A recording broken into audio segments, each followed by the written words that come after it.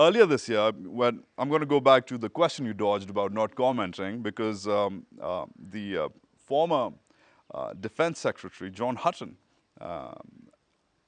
came around to this part of the world, had a meeting with the Pakistani Prime Minister, went on to say, and I quote, that continuing drone attacks were having serious negative fallout on the Pakistani perception about this war. That's a statement of fact. We can see, living here in Pakistan, that it is having that negative political effect.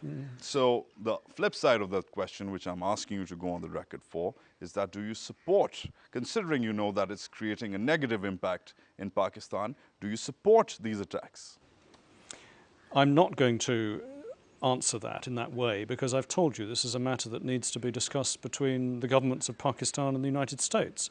But I've also said to you that we have witnessed over the last year or year and a bit that the safe haven for Al-Qaeda is no longer quite as safe as it used to be.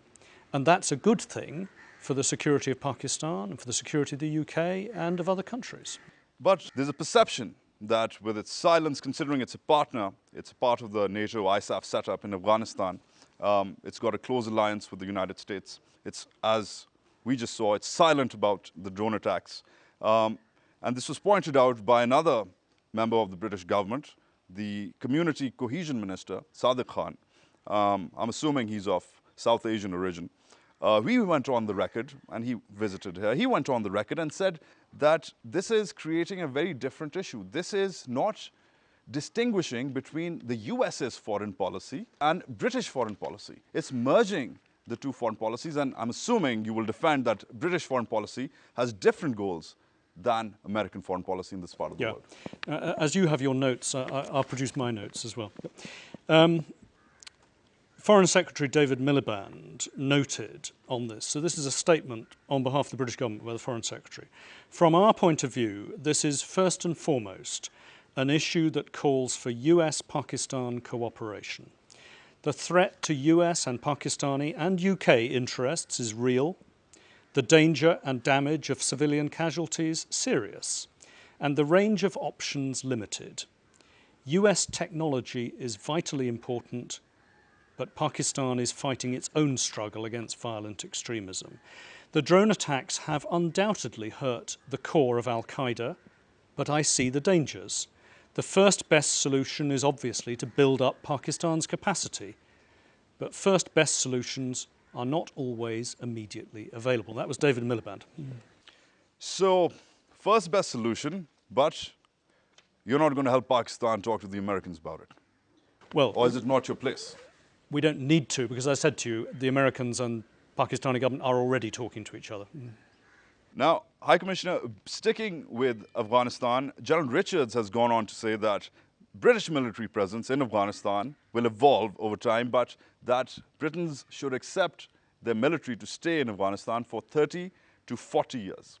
He's gone on to back this up with what he calls the ink spot strategy of developing Afghan development zones. And according to the Royal United Services Institute, a leading think tank in Britain, which studies defense, those guys think that this will lead to more fighting. Now, more fighting needs more troops, which the Prime Minister Gordon Brown has recently announced. Thus, the British surge at a very interesting time when the Americans are dithering on it, at least waiting, passing time, not coming to conclusions about their surge. The question is that Pakistan has gone on the record and said that it is concerned about a build-up in Afghanistan, a NATO build-up across the board. Americans have gone on the record, including, for example, Mike Mullen, the admiral who leads the American military, and he said that increased presence of NATO and ISAF in Afghanistan could push the Taliban back into Pakistan. Yet, Britain is surging. Is Britain in touch with the Pakistani government about figuring out their concerns about a true build-up on that side of the border? We're very much in touch with the Pakistani government, and apart from presence of the High Commission here, we regularly have ministers, we have generals, we have senior military figures, and there is also a very good mechanism which is called the Tripartite Commission, between the Army of Pakistan, the Army of Afghanistan, and ISAF, which sit down regularly at different levels, including at the very highest level of the chiefs of army staff, and talk through these issues. And it's right that they do, because the sort of problems that they're facing, whether it's in Afghanistan and ISAF, or whether it's the government and army of Pakistan dealing with extremism and militancy in Pakistan, they need to be looked at together.